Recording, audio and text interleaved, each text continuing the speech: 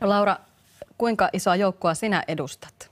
Tämä kapinaliike, kuinka yhtenäinen porukka te olette? No mun mielestä se on surullista, että puheenjohtaja Räsänen tuntuu kokevan tämän niin kuin uhkana itselleen.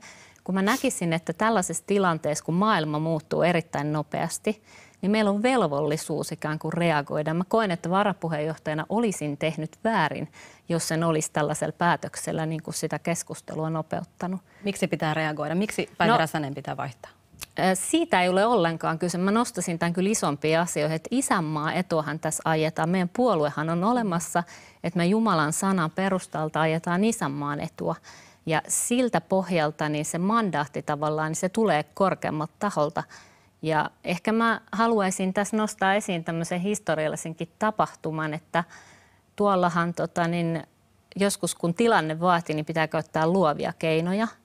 Ja 100 vuotta sitten niin Kauhavalta käynnistettiin tämmöinen valtakunnallinen värväyskampanja, jonka tavoitteena oli sitten niin kuin edistää tavallaan Suomen vapautta. Ja mitä olisikaan tapahtunut, jos siihen ei oltaisi ajoissa lähdetty?